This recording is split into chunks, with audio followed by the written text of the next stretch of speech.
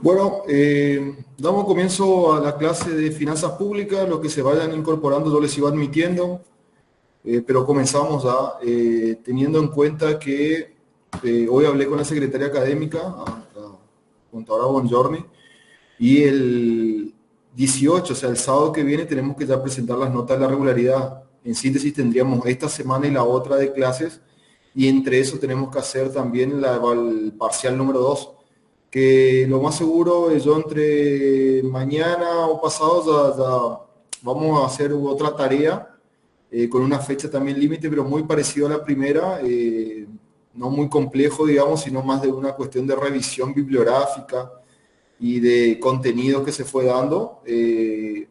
Generalmente va a ser de la unidad 6 hasta la 9, ¿sí? Porque la 10, que es la clase que viene, ya no nos da tiempo para darla y que ustedes hagan un trabajo. Así que eso también lo vamos definiendo yo mañana, en la clase de mañana ya le defino bien fecha, hora, los contenidos.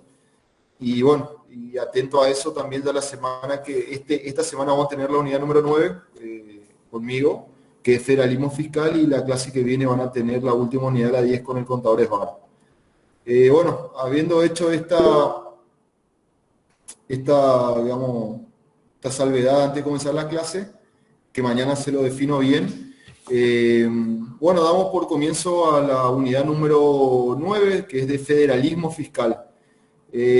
Nosotros veníamos viendo en las unidades anteriores todo el tema de la imposición o la forma o la potestad que tiene este Estado, obviamente dentro de un principio de legalidad, bajo normas jurídicas, leyes, con un aval constitucional, con derechos, con los sujetos y también con facultades por parte del Estado de imponer cargas o imposiciones a aquellas personas que son residentes de esta hacienda o de este Estado, y cómo contribuyen al sostenimiento del Estado con el pago de tributos generalmente, ¿sí? También existen tasas o contribuciones especiales, pero gran parte del sostenimiento se da con una base tributaria, o sea, con impuestos o con tributos, que generalmente no tienen una contraprestación directa, ¿sí? Sino se rigen por un sistema solidario, que también lo hablamos, y la imposición siempre se da sobre un hecho económico o un hecho imponible, que lo vimos, puede ser sobre la renta o los ingresos, o los beneficios empresariales, sobre el patrimonio, sobre el consumo, sobre la transferencia,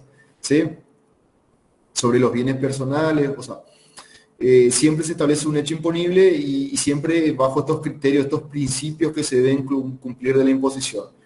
Ahora, pasando ya toda esta parte de la imposición y de entender cómo el Estado, digamos, o la facultad del Estado de imponer en forma obligatoria estos tributos a su habitante, vamos a ver el tema de federalismo, que es, ustedes saben que nosotros tenemos un país que tiene un régimen federal, o sea, es representativo, republicano y federal, y el federal habla de una distribución del poder con zonas geográficas, ¿sí? O sea, distribuye el poder en diferentes territorios o zonas.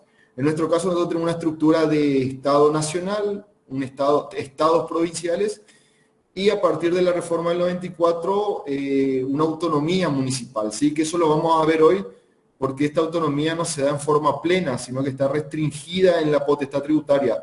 ¿Sí? Si bien los municipios tienen autonomía para dictar su ordenamiento interno, para establecer sus funciones y cómo van a operar cada uno de estos municipios o estos organismos locales, tienen cierta restricción en el aspecto tributario o en la potestad tributaria, y que lo vamos a dar hoy dentro de este federalismo fiscal. ¿Sí? Entonces nosotros partimos del concepto de soberanía. ¿Sí? Se entiende que un Estado o esta persona jurídica que nosotros vimos que presta estos servicios que el mercado no puede prestar y que adopta esta forma, ¿sí? Única, obviamente, no hay otra persona jurídica que adopte una forma de Estado. Adopta en nuestro caso, y por el artículo 1 de la Constitución Nacional, ¿sí? Adopta un sistema representativo, o sea que el pueblo es el que gobierna, o los ciudadanos que se encuentran dentro de este Estado, de esta nación, son los que gobiernan, pero lo hacen a través de sus representantes, ¿sí? No es que todos nosotros podemos participar en el órgano legislativo, ni todos podemos administrar con el órgano ejecutivo, ¿sí? Ni tampoco podemos administrar justicia en el órgano judicial. sino que elegimos nuestros representantes en los órganos o en los poderes que se eligen, que sería el legislativo y el judicial, y estos órganos establecen también cómo va a funcionar el judicial, o sea, la administración de justicia. ¿Sí? Y después tenemos una república, ¿sí? Que la república habla de una periodicidad de los mandatos y la publicación de los actos públicos, ¿sí? Se entiende que el pueblo es el que gobierna y por lo tanto tiene que haber un intercambio o una transición en realidad entre estos representantes, y también todos los actos que realizan esto, porque es por un mandato, tienen que ser publicados, o sea, tienen que llegar a conocimiento del pueblo, que es quien ejerce la soberanía y quien ejerce el poder. ¿Sí? Que si bien delega en estos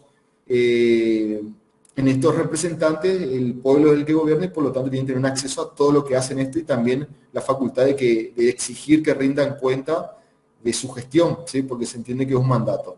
Y bueno, y lo federal, que explicamos que es la distribución del poder con base geográfica. En nuestro país hay 3 niveles, digamos, y también hay 3 niveles tributarios o tres potestades tributarias, que es lo que nos interesa a nosotros en finanzas públicas, ¿eh? De ver estas facultades, no solamente del poder de administrarse o de establecer sus propias normas, sino también de qué recursos pueden disponer a los efectos de financiar los diferentes tipos de gastos que va a tener cada uno de los niveles, ¿sí?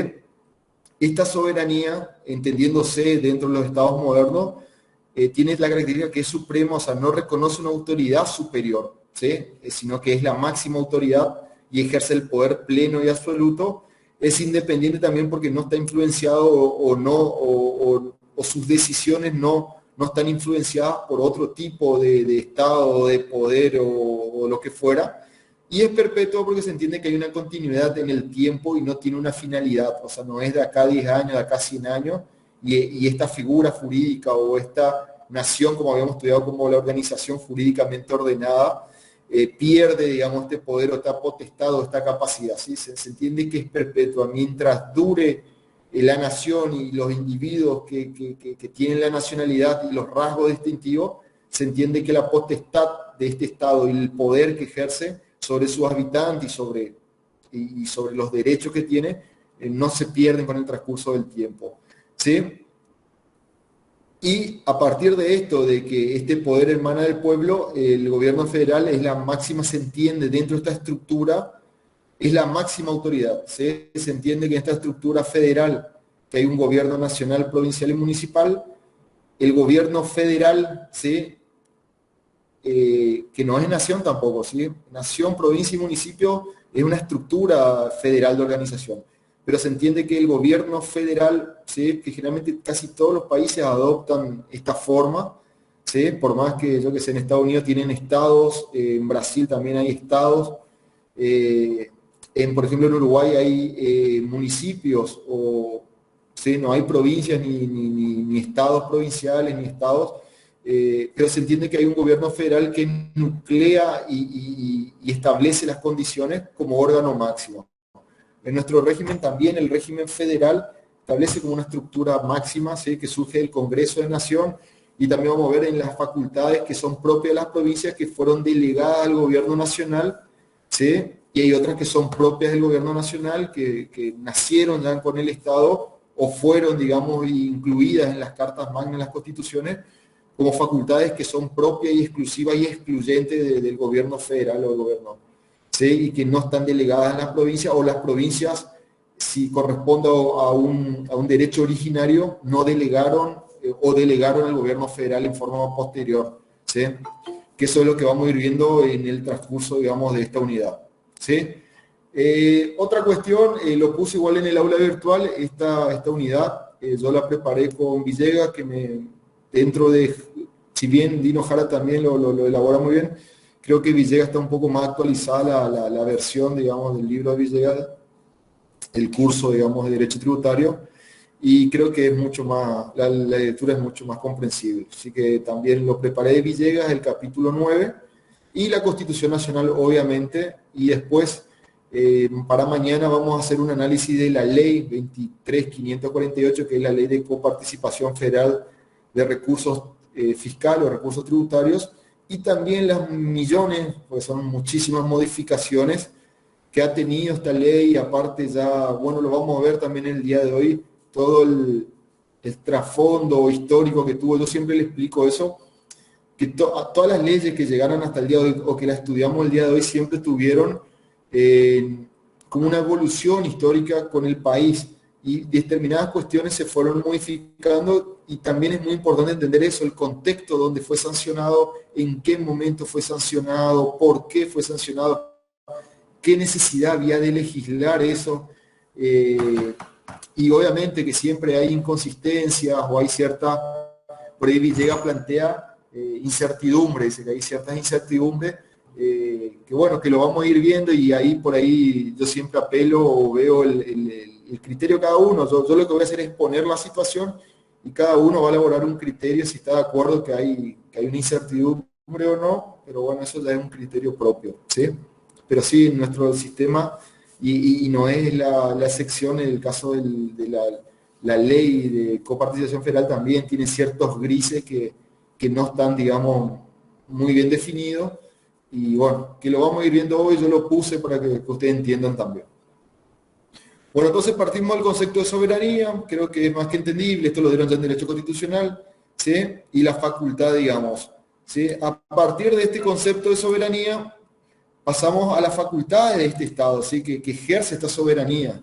¿Sí? Y la primera, dentro de las múltiples facultades que tiene o poderes que tiene el Estado, o esta asociación o este grupo jurídicamente ordenado de personas, ¿sí? Con cierta identidad que es la nación, ejerce dentro de tantas facultades, dentro de esa soberanía o de esa potestad que tiene, el poder tributario. ¿Sí? ¿Qué es el poder tributario? Es la capacidad que tiene este Estado, ¿sí? Jurídicamente organizado, de exigir contribuciones, ¿sí? O aportes o imposiciones, ¿sí? A las personas que están sometidas obviamente a su soberanía, ¿sí? Que ejercen, ¿sí? que son argentinos, que se encuentran, o que están dentro o son residentes dentro del país, ¿sí? O diferentes situaciones donde el Estado tiene este poder, ¿sí? Por su soberanía, de imponer cargas o tributos y que estas personas contribuyan con parte de sus riquezas o la generación de sus riquezas al sostenimiento del Estado, ¿sí? Y esto obviamente tiene un carácter coactivo o obligatorio, no es que yo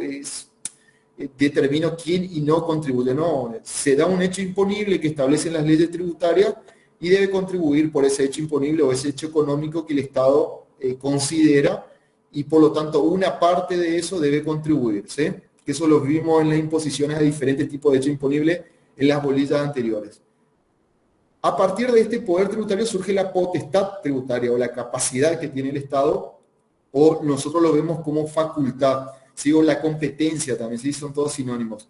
Primero es la facultad de dictar normas jurídicas, que son las leyes, ¿sí? De las cuales nace la obligación de pagar tributos. Y esta obligación obviamente nace a ciertas personas, no todas las personas están obligadas a pagar tributo dentro de una nación, ¿sí? Y eso nosotros veníamos estudiando en la imposición, ¿sí? Hay determinadas personas con determinados hechos imponibles que graban el patrimonio, graban el consumo, graban la renta o el ingreso, o graban las transferencias, o cualquier otro hecho económico o hecho imponible que el Estado considere, ¿sí?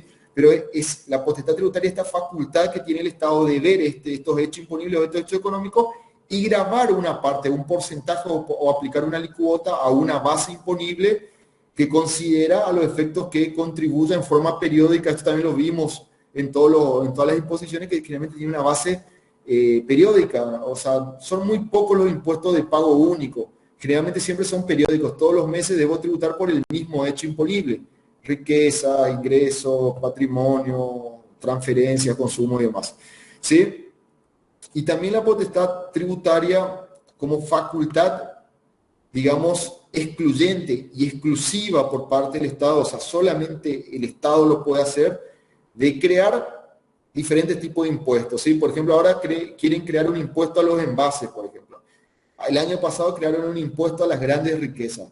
Y así, digamos, la facultad que tiene de crear, ya sea en forma transitoria o permanente, ya sea con una alícuota progresiva o proporcional, ya sea teniendo en cuenta un mínimo o un monto imponible y todas estas cuestiones que fuimos viendo en los diferentes tipos de impuestos, también de modificar ¿sí? O de suprimir en el caso de determinar que no es necesario ya el cobro de un determinado impuesto que existe, o modificar en su caso si yo lo quiero limitar, ¿sí? Generalmente las modificaciones de impuestos a las ganancias son un claro ejemplo de las modificaciones de la facultad estatal, ¿sí? De estas imposiciones, ¿sí? En donde yo digo quién paga y quién no. Los mayores a 150.000 pesos, los menores no pagan, ¿sí? Que tengan ingreso bruto, por dar un ejemplo, ¿sí? O los que superen 3 millones de pesos pagan impuestos sobre el patrimonio, los bienes personales, y los que no superen no. Yo eso puedo modificar con otra ley, obviamente, pero puedo ir modificando. Y siempre, obviamente, tiene una existencia coactiva. ¿Qué significa una existencia coactiva? Que es de carácter obligatorio y yo, como contribuyente, no puedo elegir si pagar o no pagar. Si yo soy un contribuyente y recaigo como un sujeto pasivo de un impuesto, y estoy dentro de un hecho imponible y debo tributar en base a una base imponible y una alicuota, esa facultad o esa potestad tributaria no me da la opción a mí de elegir si tiene un carácter obligatorio o coactivo, ¿sí? Y el Estado ejerce esa potestad tributaria y en el caso que yo no quiera pagar o no, tiene la forma coactiva o mediante la utilización de la fuerza de hacer efectivo el pago, ¿sí? Con cualquier medio, ya sea un medio administrativo, intimándome a pagar, determinándome de oficio, sino por la vía judicial, ¿sí? Me inicia un juicio y, sí, y perfectamente un juez determina que yo soy un contribuyente y debo tributar, y si no quiero me establece igual la pena y me embargan los bienes que tengo, inclusive puedo llegar a ir preso si los montos se consideran agravados y caen dentro de la ley penal tributaria, ¿sí? Bueno, no sé si venimos bien, ¿sí? Yo generalmente siempre trato de hacer una introducción, que sería esta primera parte, para después llegar al tema, digamos. Así que no sé si venimos bien, me vienen escuchando, o están... Sí, profe. Bueno, perfecto. Sigo entonces, ¿sí? Disculpen por ahí, siempre yo digo lo mismo, pero por ahí tenemos que llevar este ritmo lastimosamente teniendo en cuenta esto. Y miren que le dimos el cálculo exacto de semanas, era una semana cada unidad y no nos sobran, ni una semana nos sobró, así que tendríamos que llevar este ritmo. Y bueno, y hay unidades que sí, yo la daría en 2 semanas, inclusive en 3 semanas la podemos dar, en otro contexto, pero bueno, a usted le tocó esto y bueno, nosotros también sí que vamos a adaptarnos. Bueno, partimos entonces de esto, hablamos de la soberanía que tiene el Estado, la potestad que surge de esa soberanía, y entre esas potestades, capacidades o facultades, la potestad tributaria o el poder tributario de exigir estos tributos a sus contribuyentes de carácter obligatorio. Y entonces pasamos a la estructura nuestra, que es el tema de la unidad 9b, que es el régimen federal, digamos, ¿sí? Cómo el Estado tiene la capacidad de organizarse, obviamente, y entre esto también se organizó en el aspecto tributario, ¿sí? Teniendo en cuenta su estructura federal, ¿sí? Nosotros partimos, pero esto ya desde que se creó, no que se creó, sino que de que tenemos forma de República Argentina o de República o de país independiente y soberano. Esto estoy hablando en el 1800 y monedita, y todo el proceso histórico, la Constitución de 1853, las modificaciones, hasta llegar a la última, el año 94 y demás, siempre se partió de un Estado nacional, que en su tiempo era un virreinato, ¿sí? Y de provincias, ¿sí? O de estados provinciales o locales, ¿sí?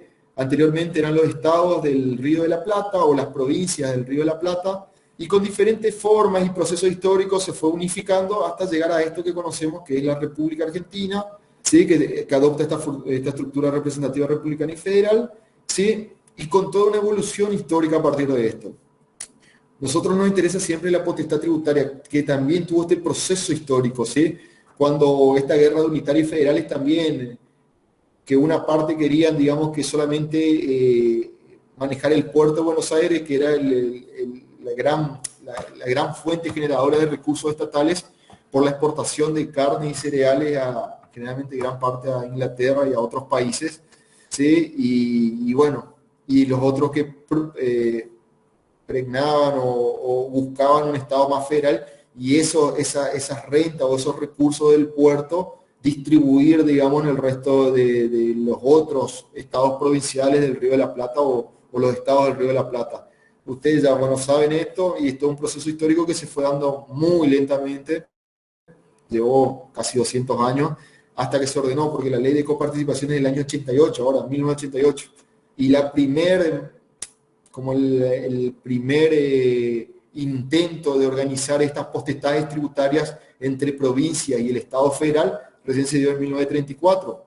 Así que fíjense, casi pasaron 100 años hasta donde recién se sacó una ley que empezaron a ver muy lentamente cómo se distribuyen los diferentes recursos que genera el Estado, y también lo que se evitaba era que no haya aduanas internas ni haya una doble imposición. O sea, el mismo hecho imponible sea cobrado por la nación y también por los estados provinciales y haya una doble imposición.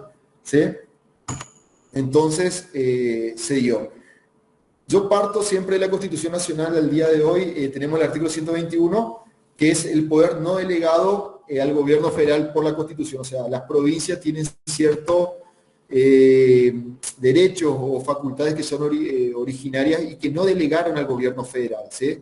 Y hay otras facultades que esto sí lo dieron en el derecho tributario, que el gobierno federal los asume en forma exclusiva y excluyente, y como que no hay discusión, digamos. ¿Sí? Y generalmente los derechos aduaneros que vienen allá de la época esta que yo le acabo de comentar, de unitarios y de federales, generalmente el gobierno nacional nunca, o el Estado nacional, nunca ni puso en debate todo lo que son derechos de exportación, importación, o todo lo que es el puerto, digamos, o lo que genera el puerto, que en su momento llegaron a ser gran parte de los recursos del país o de la república, nunca puso en discusión para distribuir entre las provincias. Y ahí surgieron estas guerras internas o guerras civiles de tratar de participar cada estado provincial de estos recursos que eran nacionales.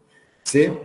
Y también la nación solo tiene facultades que resulten de la delegación. También otra forma de ver lo mismo, o sea, o las provincias delegan o la nación tiene las facultades que solo resulten que solo resulten de una delegación de los gobiernos provinciales.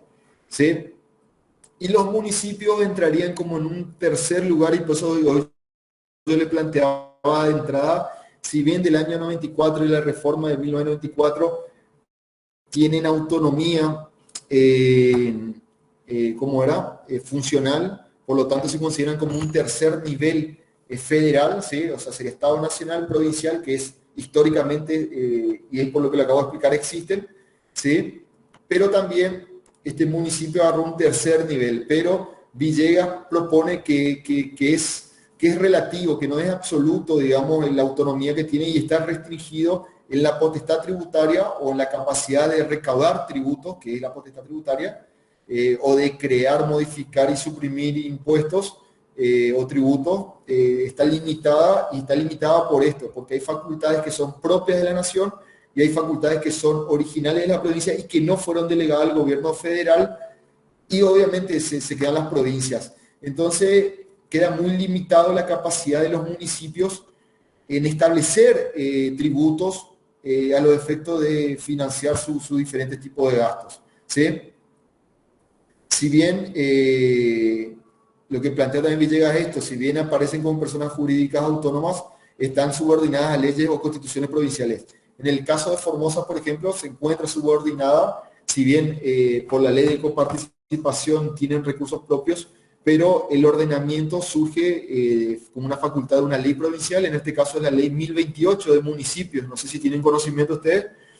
La ley 1028 de la provincia de Formosa establece cómo se debe organizar los municipios, establece los municipios de diferentes grados. Hay municipios de primero, segundo y tercer grado, depende de la capacidad de habitantes que tenga, y a partir de ahí, ¿cómo se organizan? Yo qué sé, por dar un ejemplo, solamente los municipios de primer grado, que son los que tienen creo que más de 25.000 habitantes, creo que era. Solamente ellos pueden tener tribunal de faltas, y también pueden fijar, digamos, diferentes tipos de tasas. Generalmente tienen tasas retributivas de servicios, generalmente no tienen impuestos. Yo le comentaba también en la clase cuando dimos el impuesto al patrimonio, que el impuesto inmobiliario, por ejemplo, en la provincia de Formosa sí está delegada en los municipios, el urbano. El impuesto inmobiliario urbano sí lo cobran los municipios y el rural lo cobra la provincia, ¿sí? Entonces, es la provincia la que establece las condiciones, digamos, y eso Villegas propone que en realidad no hay autonomía, porque la autonomía significa que cada estado, en este caso el municipal, tendría que dictar sus normas con supremacía, o sea, que no reconoce un ente superior, y tendría que ser de aplicación para todos los habitantes que están dentro del ejido municipal, ¿sí? Pero no funciona así, ¿sí? ¿Por qué? Porque eso también vamos a ver en la ley de coparticipación. Una vez que se suman a la ley de coparticipación, ellos mismos delegan facultades al gobierno federal, y entre las facultades que delegan es que no pueden cobrar un impuesto análogo. O sea, ¿qué significa? Que aquellos impuestos que cobra la nación no lo puede cobrar ni las provincias ni los municipios, o si no, quedan excluidos de este sistema de coparticipación. Entonces tiene estas idas y venidas. Sí, y ahí lo que planteaba también plantea Villegas, que a mí me pareció muy interesante, si en realidad hay autonomía, la autonomía restringida, si en realidad hay autonomía o hay autarquía. La autonomía sería esto, es la facultad que tienen sin necesidad de interferencia de nadie de dictar sus propias normas y su propio ordenamiento, entre eso también el tributario, de establecer sus propias normas, ¿sabes? De cómo se organiza y de cómo recauda.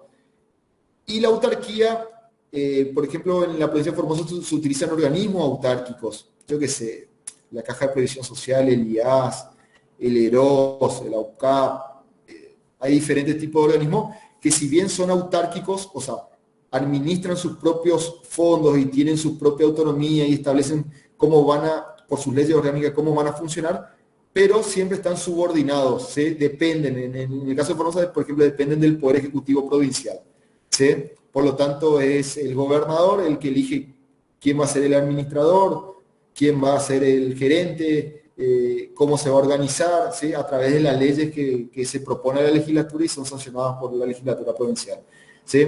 Entonces, Villegas propone esto, que en realidad los municipios tienen autonomía por la Constitución Nacional, ¿sí? Donde son entes autónomos, donde pueden dictar sus propias normas, y entre eso el carácter financiero, que es el que nos importa a nosotros, que es la potestad tributaria, pero está restringido por las leyes provinciales que establecen su ordenamiento, y por otras leyes como la ley de coparticipación, que restringen su capacidad de establecer tributos. ¿Por qué? Porque no pueden establecer tributos que ya existen y que son recaudados. Y entonces ahí plantea que en realidad son como que tienen autarquía, que si bien se rigen con cierta autonomía, pero se tienen que regir por la ley de municipio y por la ley de coparticipación federal y por otras leyes, ya sean de orden nacional o provincial, ¿sí?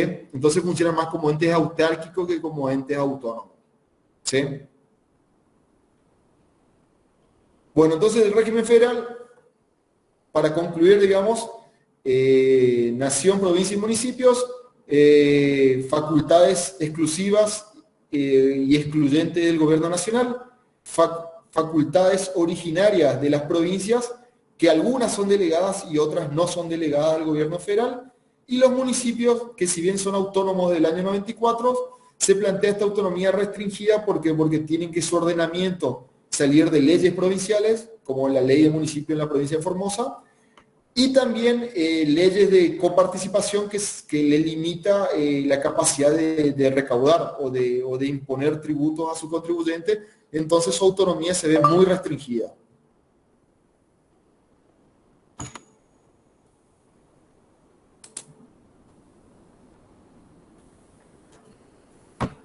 Acá Villegas, digamos, plantea las limitaciones de este federalismo que veníamos hablando, de este Estado nacional, provincial y municipal, con facultades de cada uno, y lo que planteamos.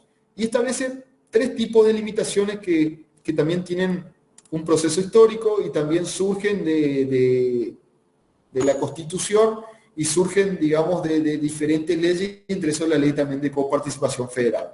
La primera es la cláusula comercial, que esto se aplica, que facultan a la nación en forma exclusiva y excluyente de regular el comercio internacional e interprovincial.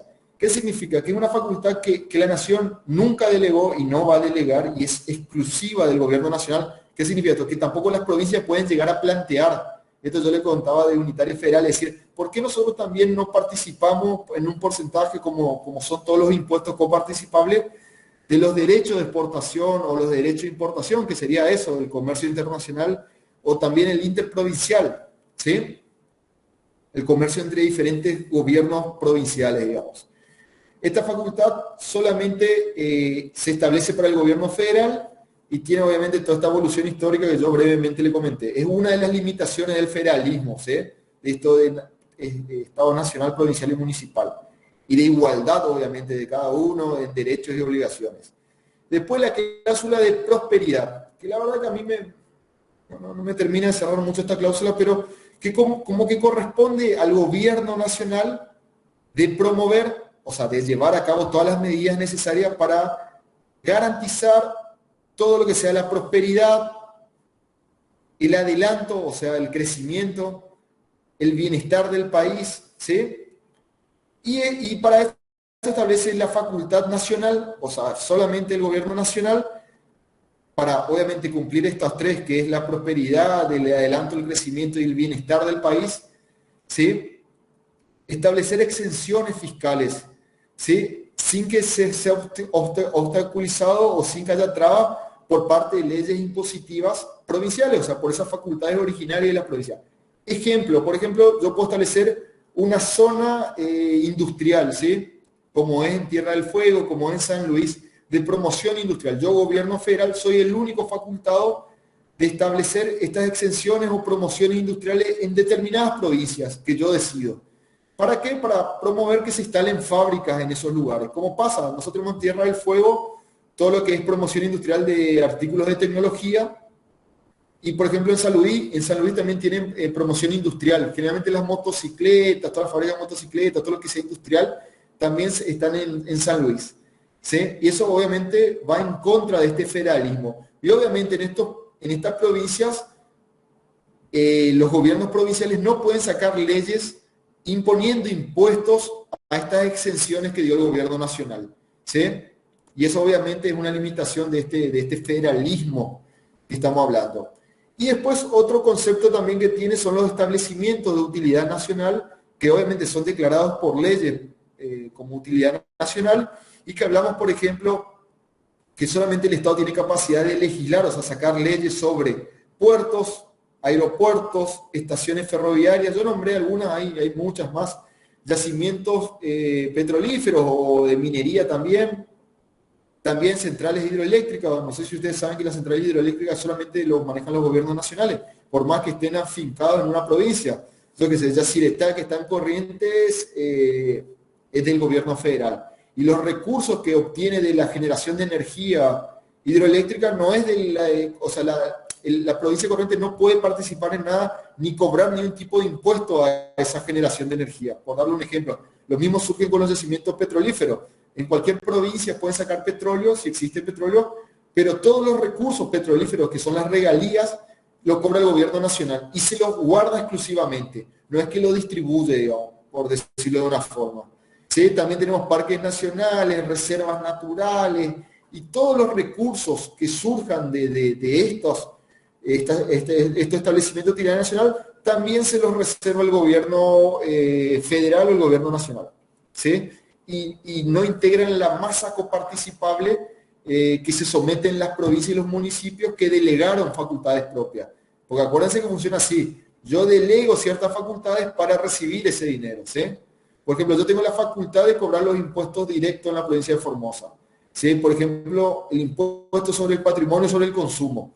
Pero yo esa facultad delego y recibo un porcentaje. Algo así funcionaría, digamos, el sistema de coparticipación que vamos a ver más adelante en la ley de coparticipación, ¿sí? Entonces este federalismo que planteamos de nación, provincia, municipio, con todas las limitantes y todo este proceso histórico, tiene estas tres limitaciones, digamos, a este federalismo, y obviamente acá el gran beneficiado es el gobierno federal, ¿sí? El gobierno federal es que igual lo mismo, es por un proceso histórico, no es que se sentaron y negociaron y él se quedó con todo, no. Se fue dando en realidad que la nación tenía todo y después fueron negociando, o hubieron guerras civiles o conflictos entre provincias, que después se llegó a este sistema de organización, pero esto se mantiene, digamos, ¿eh? Tanto la cláusula comercial de los derechos de importación y exportación, o del comercio internacional, tanto de la facultad también de las exenciones fiscales en carácter nacional, o sea, en cualquier parte del territorio nacional, y también los establecimientos de utilidad nacional, que solamente es facultad del gobierno federal de legislar sobre eso, y obviamente los recursos que generan esos establecimientos son facultades exclusivas del gobierno federal, donde las provincias no pueden, digamos, imponer ningún tributo, ningún tipo de participación, por decirlo de una forma.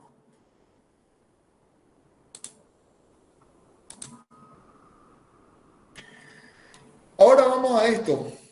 Vamos a la distribución de la potestad tributaria, ¿sí? Es lo que nos interesa, ¿sí? Si yo soy gobernador de una provincia o un municipio y demás, y yo veo que hay varios hechos imponibles que se dan en mi jurisdicción, o sea, a mis ciudadanos o a mis comprovincianos le cobran determinados impuestos nacionales, ¿sí? Yo quiero participar, obviamente. ¿Por qué? Porque una cuestión de que quiero establecer, digamos, una imposición a los efectos de recaudar y así poder prestar servicio, pues soy yo el obligado a prestar los servicios. Si yo soy el intendente de un municipio, los ciudadanos de la ciudad de Formosa no le van a decir al presidente que le barran la calle o que yo que sé, o que tengan limpia las plazas y demás.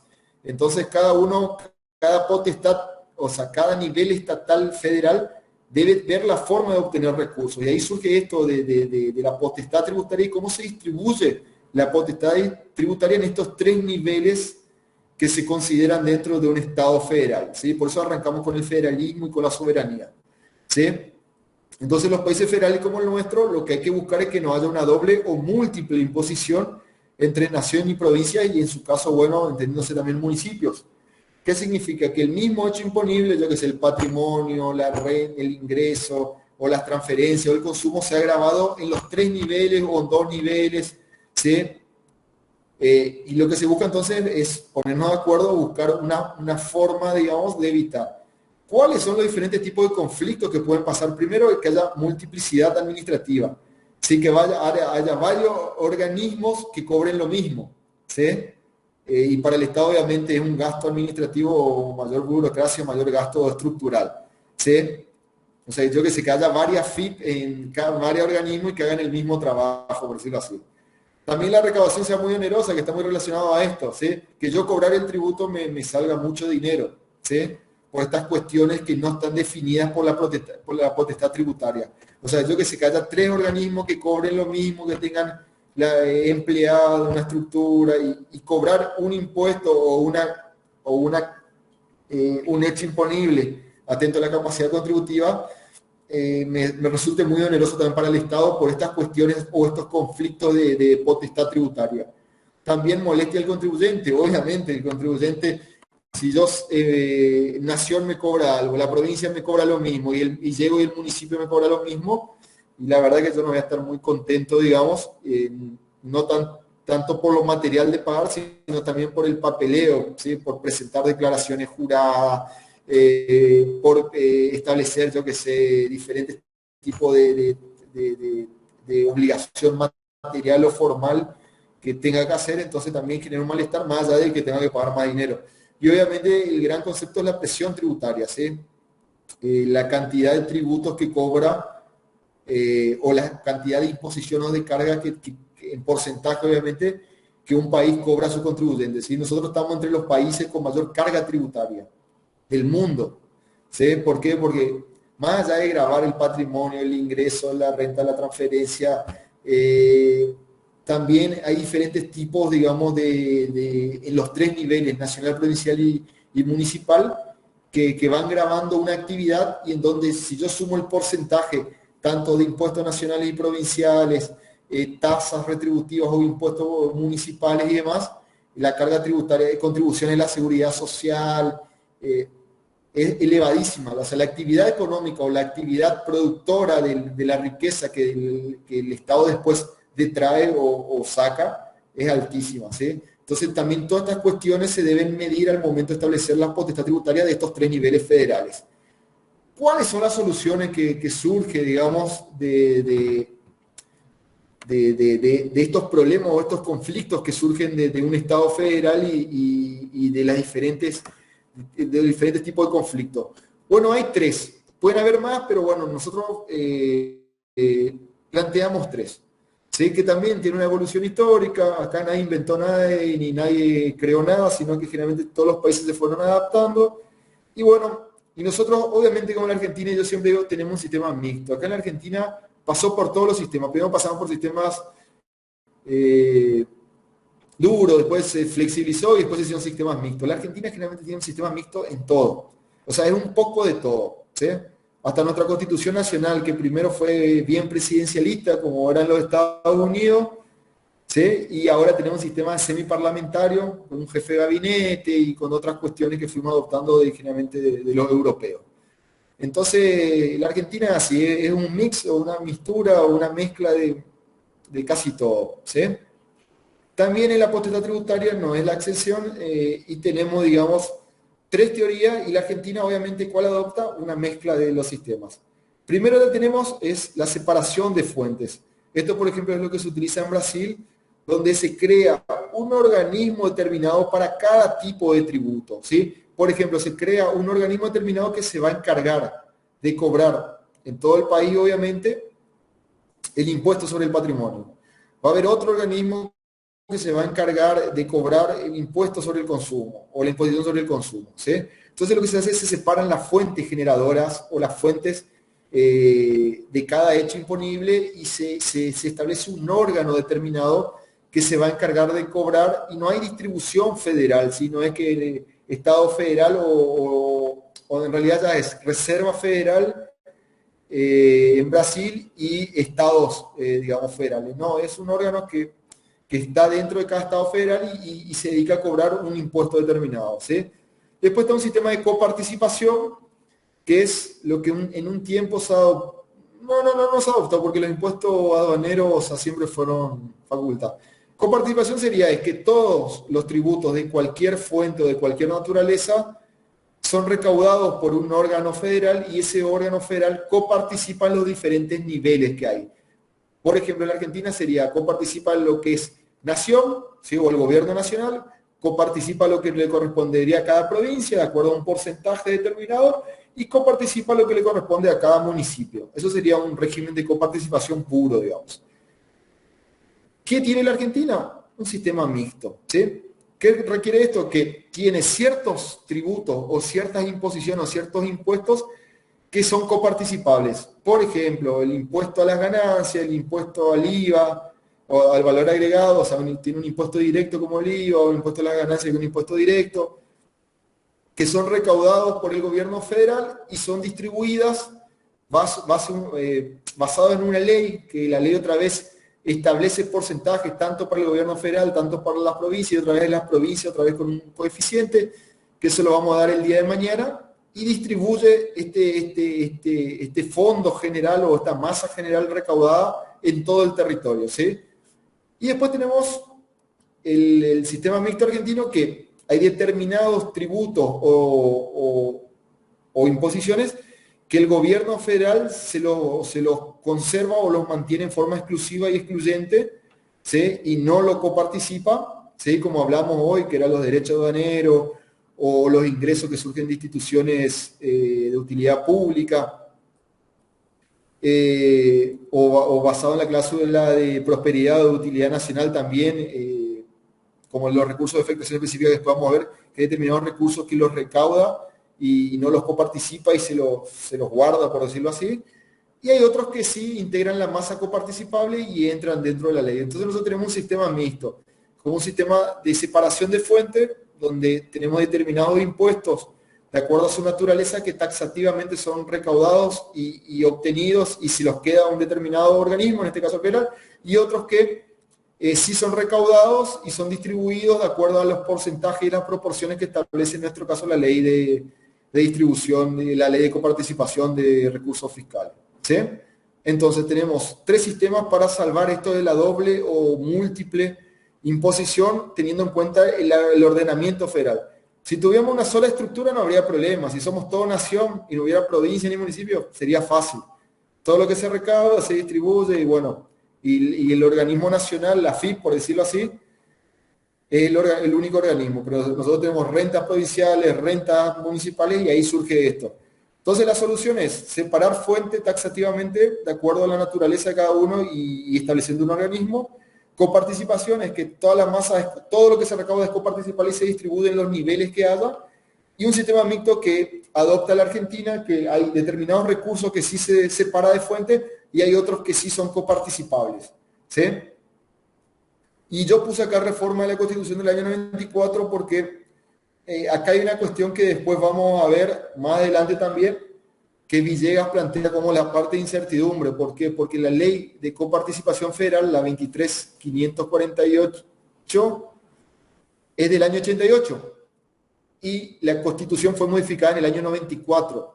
¿Qué significa? Que cuando se modificó y se dio autonomía a los municipios, la ley ya existía. Entonces la misma Constitución dio como dio un plazo que eran de 2 años hasta el año 96, donde tendrían que sacar una nueva ley de coparticipación y hay una cláusula transitoria que es la sexta de la Constitución Nacional y hay un famoso artículo 75 que en realidad deja más grises que otra cosa, ¿sí? Porque la ley de coparticipación del año 88 sigue vigente, o sea, no se hizo nada, ¿sí? Este órgano tendría que crearse un órgano fiscal, ¿sí? Que iba a regular todas estas cuestiones que nunca se creó.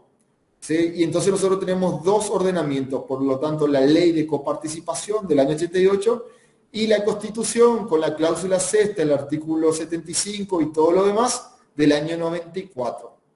¿Sí? Y lo que establecía la cláusula sexta que nunca se realizó. ¿Sí? Muy, muy argentino, por lo cierto.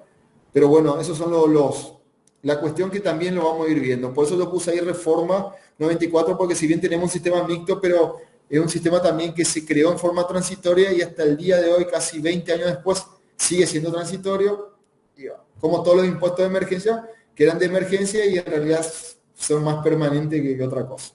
Pero bueno, es la forma que adoptamos en nuestro país.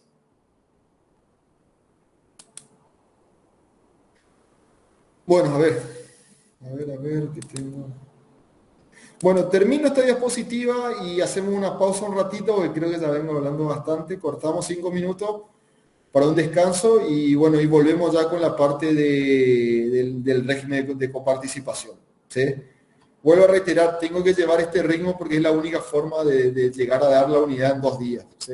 Y en 4 horas sería. Bueno, la Constitución Nacional, y de acuerdo a esto lo que yo le leí, la reforma del 94 y todo este proceso histórico que tiene la Argentina, que la verdad tiene muchos grises o muchas cuestiones que no están bien definidas y que nosotros vamos a tratar de entenderla dentro de ese marco, y siempre nosotros de la óptica de las finanzas públicas, ¿sí? De la facultad del Estado que tiene de recaudar para financiar los gastos y donde tiene las funciones de asignación presupuestaria, de redistribución de la renta y de estabilización, digamos, que es la base de las finanzas públicas. ¿Sí? Bueno, vemos en la Constitución Nacional, vemos los 3 niveles. El Estado Nacional, primero, esto está establecido en varios artículos de la Constitución Nacional, que los derechos aduaneros es en forma exclusiva y permanente, o sea, que es una facultad, siempre hablando de la potestad tributaria, estamos hablando sí, de la capacidad de cobrar tributos. La Constitución Nacional establece que esa potestad tributaria sobre los derechos aduaneros, que son los derechos de importación y exportación y todo lo relacionado al comercio internacional, es facultad exclusivamente de la nación.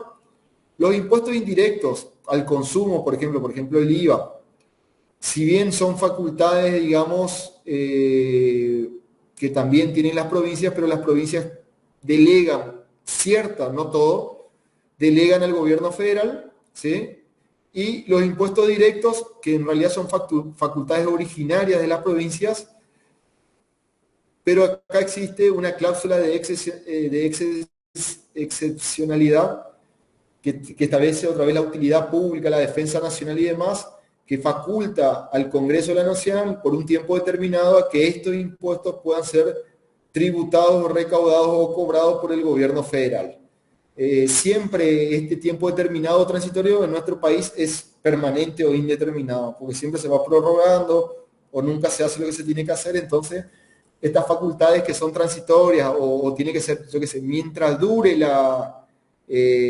estado de necesidad, mientras dure el estado de utilidad nacional. Y nosotros vivimos en estado de emergencia sanitaria, agropecuaria, económica, habitacional y demás. Entonces, siempre se habilita al gobierno nacional a cobrar, en este caso, impuestos directos. ¿Por qué? Porque si bien están limitados por un tiempo y una excepción, siempre vivimos en un estado de excepción. Siempre hay alguna catástrofe en la Argentina. Así que entonces, al haber estas emergencias, siempre le habilita al Estado a seguir cobrando o a prorrogar lo que era carácter transitorio. Las provincias tienen la facultad de cobrar impuestos indirectos, por ejemplo, al consumo, que por ejemplo es el caso de ingresos brutos acá en la provincia, pero delega una parte al gobierno federal. Por ejemplo, el impuesto al valor agregado que cobra el gobierno nacional, también un impuesto al consumo, delega en el gobierno federal, a cambio de, obviamente, de recibir una parte de la masa coparticipable. O sea, no es que delego de bueno ni de otra forma, ¿sí? Sino que yo delego esa facultad tributaria y que el gobierno federal imponga tributo a mis ciudadanos comprovincianos, pero yo recibo un importe de coparticipable de eso que delegué. ¿Sí?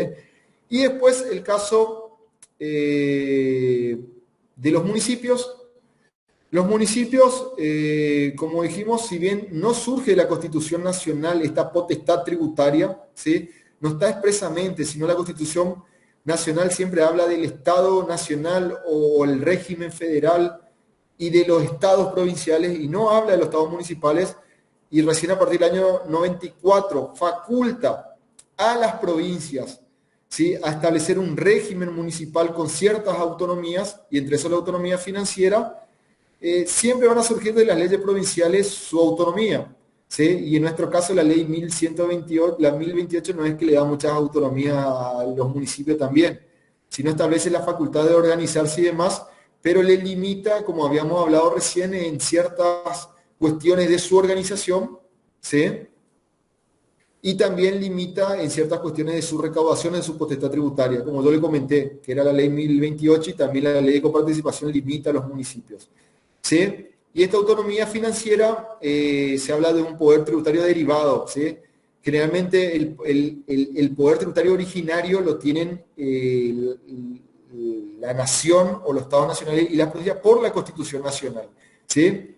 Por este proceso histórico de que viene la Argentina y que se fue conformando con las diferentes modificaciones en la Constitución. Pero en la Constitución Nacional establece como un poder tributario derivado. ¿Por qué? Por esto. ¿Por qué? Porque le da a las provincias o a los estados provinciales la facultad de sancionar leyes de régimen municipal. Y hoy ahí otra vez no existe autonomía. Si vos le das a otra persona o a otra persona jurídica que dicte normas para establecer autonomías, otra vez los limitas a qué leyes van a dictar o que modifiquen esas leyes y por lo tanto modifiquen la autonomía municipal, y por eso se habla de un poder tributario derivado, o sea, deriva de otro órgano que sí es, que tiene un poder tributario originario o no derivado. ¿Sí? Bueno, hacemos un corte de 5 minutos, ¿sí? Así yo también descanso, ustedes también, y ya arrancamos con el tema de la coparticipación o el régimen de coparticipación en la Argentina a partir de todo esto que veníamos hablando de la soberanía, del federalismo, de los conflictos que surgen en el federalismo o de la organización federal de un Estado. Y obviamente lo que nos interesa a nosotros es la potestad tributaria, si a ver los conflictos de si yo puedo cobrar o no un impuesto, si yo delegué facultades, por qué lo delegué, si son originarias, cuáles son las excluyentes, y bueno, todo esto que venimos hablando, y es mucho del derecho constitucional y la Constitución Nacional y de toda esta evolución que tuvo el Estado Nacional y que está plasmado en la Constitución. ¿Sí? A partir de ahí, seguimos en esta segunda etapa que va a ser el régimen de coparticipación. Así mañana podemos hacer ya un análisis de la normativa, de la ley, sería la de 23.548 y las modificaciones que tiene. ¿Sí? Entonces cortamos unos minutos, ¿sí? No salgan, digamos, de la conexión. ¿Sí?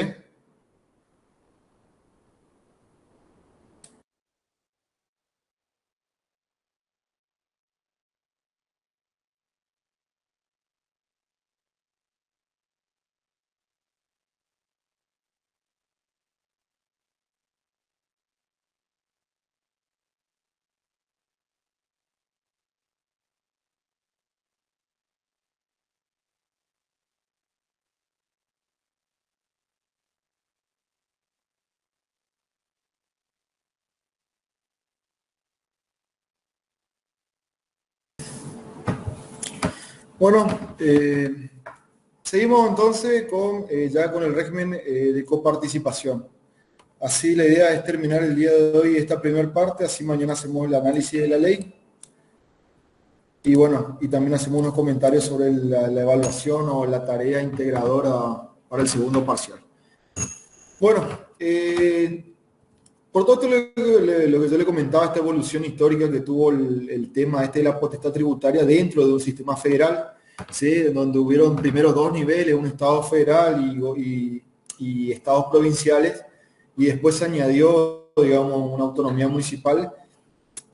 Surge, digamos, en el año 34 recién, ¿sí? Imagínense que nosotros somos independientes de 1816, ¿sí? Tenemos la primera constitución en 1853 y pasó muchísimo tiempo hasta que recién se empezaron a ver en el aspecto legal, obviamente, porque siempre existió tributo por parte del Estado, el Estado siempre recaudó, porque de algún lado tenía que financiarse, ¿sí? Una ley que se llamaba, o leyes que se basaban, pues eran varias leyes convenio.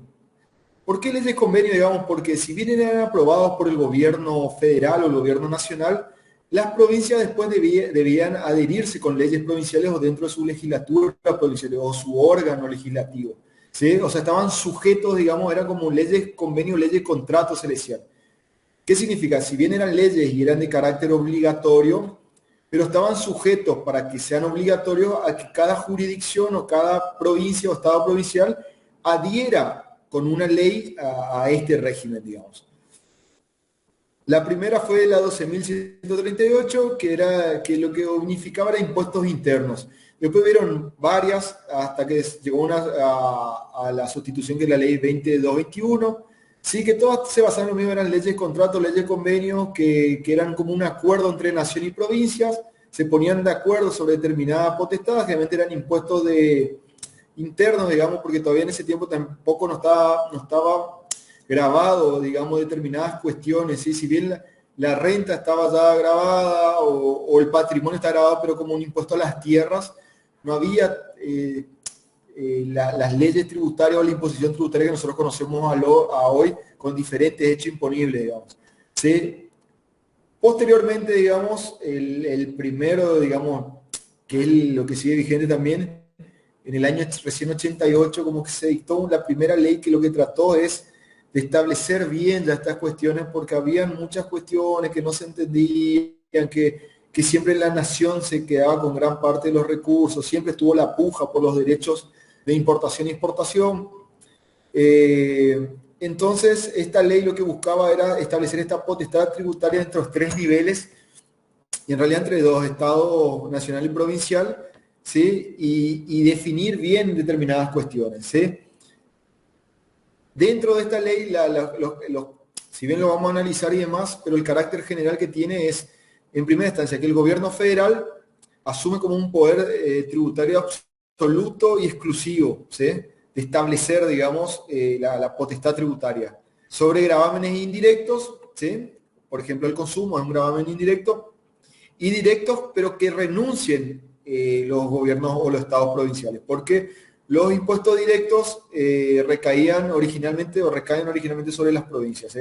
Vuelvo a reiterar, pero ustedes ya deben saber la diferencia entre directo e indirecto. Directos son aquellos que no pueden ser trasladados y soporta el contribuyente, o sea, o la persona, y los indirectos son impuestos, por ejemplo, al consumo, que pueden ser trasladados a otro nivel y no lo soporta el contribuyente o el sujeto pasivo del impuesto. Por ejemplo, el impuesto al valor agregado, el impuesto sobre los ingresos brutos, lo que sea. ¿Sí? Que generalmente el que termina pagando todo el impuesto es el consumidor final. ¿Sí? O sea, yo lo puedo trasladar, digamos, y la carga no recae sobre mí como contribuyente. Y después, dentro de este Estado federal que asumía este poder absoluto o general de todo, las provincias se comprometían a no sancionar dentro de sus jurisdicciones impuestos análogos o similares a los impuestos que son coparticipables. O sea, si ya un impuesto sobre el consumo, como el IVA, que grava, digamos, una actividad económica determinada con una alícuota determinada, yo al asumir esa coparticipación, yo digo que no voy a cobrar un impuesto de igual naturaleza. A cambio, obviamente, tiene que haber a cambio algo, ¿sí? O si no, yo no voy a delegar una potestad, recibir en forma automática de acuerdo a las proporciones establecidas. ¿Por qué esto? Porque la ley de coparticipación son transferencias automáticas, o sea, a medida que se recauda se va transfiriendo de acuerdo a los coeficientes. Yo que sé, Formosa tiene el 3,78. Entonces se recauda el impuesto y el 3,78 se transfiere en forma automática al gobierno de la provincia de Formosa. Así funciona. Entonces, dentro de esta ley lo que buscó eso, si bien el gobierno federal se quedaba con ciertas facultades o potestades tributarias, las provincias delegaban estos impuestos directos que son propios o indirectos, pero a cambio de que se le transfieran en forma automática, no en un periodo posterior o cuando el gobierno federal lo decida, y de acuerdo a una proporción previamente establecida o definida.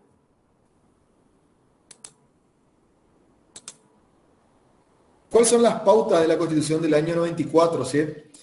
Lo que yo le comentaba, digamos, la ley esta que hablamos recién, la 23.548, fue sancionada en el año 88 y 6 años después sale la Constitución, donde obviamente hay unos cambios dentro de este federalismo, de esa soberanía y también de la potestad tributaria.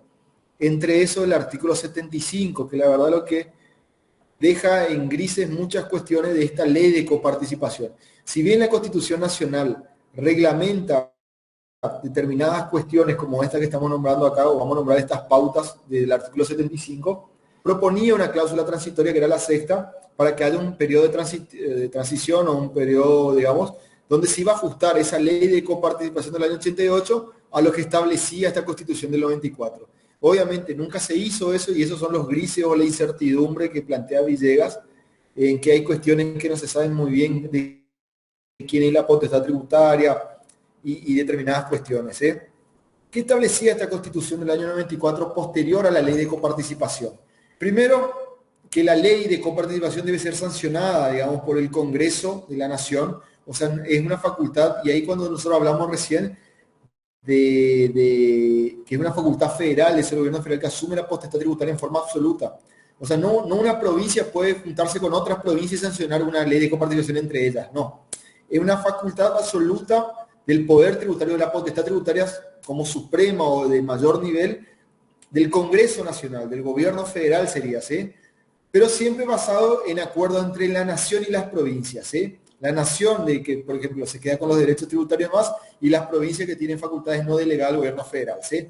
Y se tienen que poner de acuerdo. Yo te doy esto que vos recaudes, pero vos me das esto a cambio, ¿sí? También establecía como pauta esta cláusula transitoria y el artículo 75 que la Cámara de Origen para esta nueva ley de coparticipación tenía que ser el Senado, ¿sí? Tenía que iniciarse. No la Cámara de Diputados, sino la Cámara de Senadores. Necesitaba también la mayoría absoluta, o sea, la mitad más uno, de la totalidad de los miembros de las cámaras. La Cámara sería del Senado. Y no puede ser modificada ni reglamentada por el Poder Ejecutivo Nacional. ¿Qué significa? Que esta ley que surge del Senado, que con las mayorías, que surge de acuerdo entre nación y provincias, no puede ser primero modificada, obviamente, por el Congreso Nacional. O sea, esa ley que surja no puede ser modificada, ni tampoco puede ser reglamentada como otras leyes por el Poder Ejecutivo Nacional. ¿Sí? Acuérdense que el Poder Ejecutivo Nacional, que es el órgano que administra, reglamenta la aplicación de esa ley. ¿Sí? Y también necesitaba, como surge de un acuerdo entre nación y provincias, necesitaba obviamente la aprobación posterior de las provincias. ¿Sí? Obviamente la aprobación por leyes de cada una de sus legislaturas o sus poderes legislativos o la forma que adopten. ¿Sí? Yo qué sé, en la provincia de Formosa la legislatura provincial es unicameral, serían los diputados. Hay otras provincias que son bicameral, entonces tienen diputados y senadores, y bueno, de acuerdo a su estructura interna deben debatir y sancionar la ley en particular. ¿Sí? Y también eso, aclaro, digamos, la Cámara de Origen tiene que ser el Senado porque ustedes saben también que dentro del sistema republicano, los senadores representan los intereses de cada provincia en el Senado, en el Congreso Nacional, digamos. Y los diputados sí son diputados de la nación. Bueno, eso ustedes lo estudiaron en Derecho Constitucional. O sea, cada diputado que es elegido en cada jurisdicción representan a toda la nación, ¿sí? Y a todo el interés general nacional.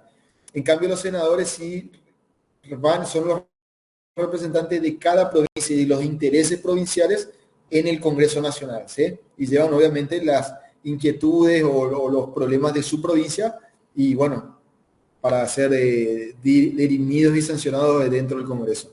Por eso este tema de potestad tributaria también tiene que iniciarse en la Cámara de Senado, porque se entiende que cada senador va a plantear o va a defender la cuestión de su provincia, ¿sí? Y la potestad tributaria y la necesidad de recaudar y la necesidad de establecer un sistema de imposición que no haya una doble o múltiple imposición sobre un mismo hecho imponible, ¿sí?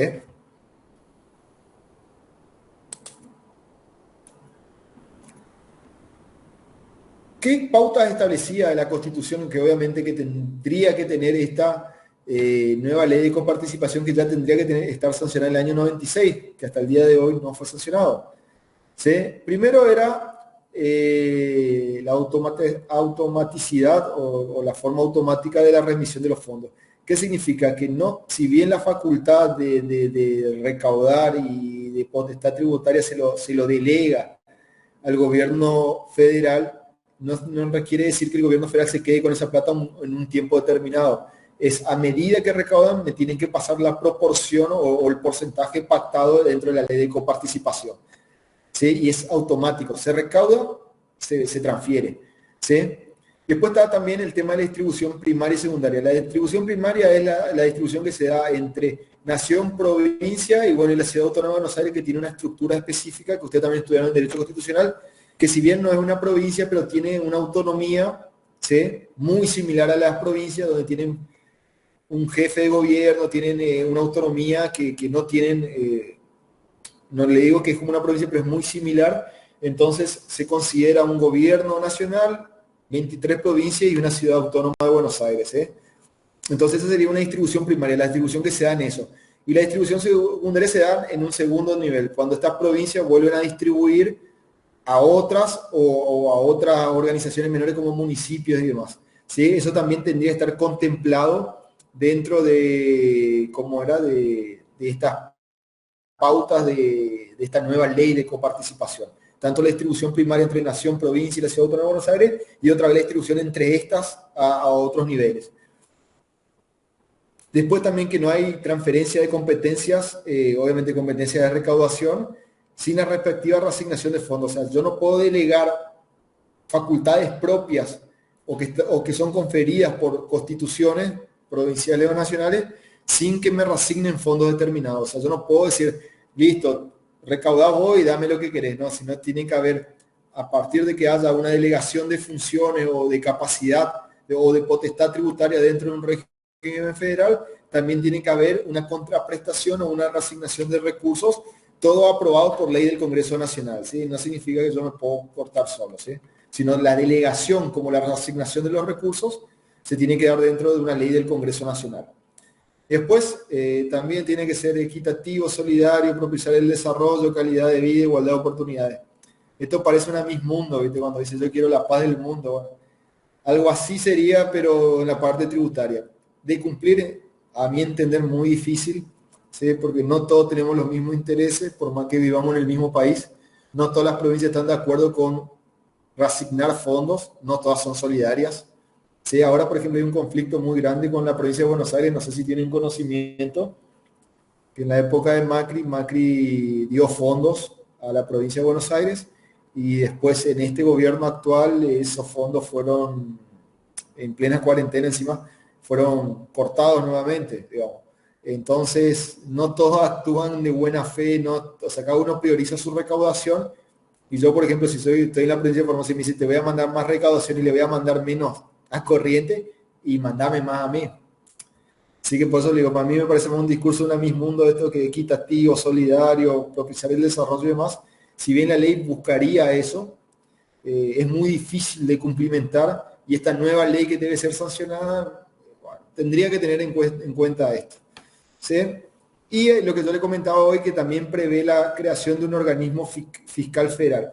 Lo que busca es establecer un organismo técnico y no dejar, digamos, en manos de las provincias o de los congresos o de la legislatura definir estas cuestiones protestarias, sino de poner especialistas, ¿sí?, en la parte tributaria, en la recaudación y todo lo demás, y bueno, y crear un órgano fiscal federal, ¿sí?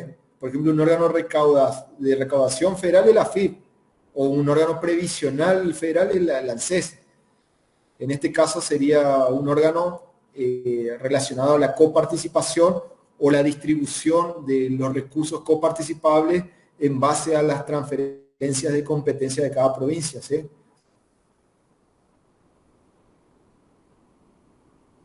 ¿Alguna pregunta hasta acá? ¿Están? ¿Se fueron? ¿No hay nadie? Sí, estamos, profe. Bueno, se ve que está aburrido el tema, che. Pero bueno, estamos terminando. No, pasa que tenemos examen enseguida. Ah, no. Bueno, cuando vea así me avisan y lo tenemos otro día, yo no tengo problema. La verdad, sí, yo, por ahí si usted, bueno, ahora la estamos terminando, pero para la próxima, digamos, yo no tengo problema de dejarlo para el martes y viernes, martes y miércoles, como sea. Pero bueno, ya no sabía. Y para mañana a las 18, ¿cómo están?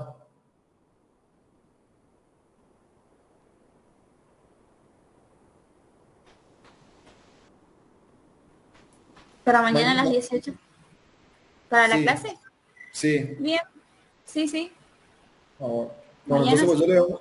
bueno, entonces yo me 18, por eso yo era hoy y mañana las clases, cómo se trata. Bueno, con esto termino, así lo dejo ya estudiar también.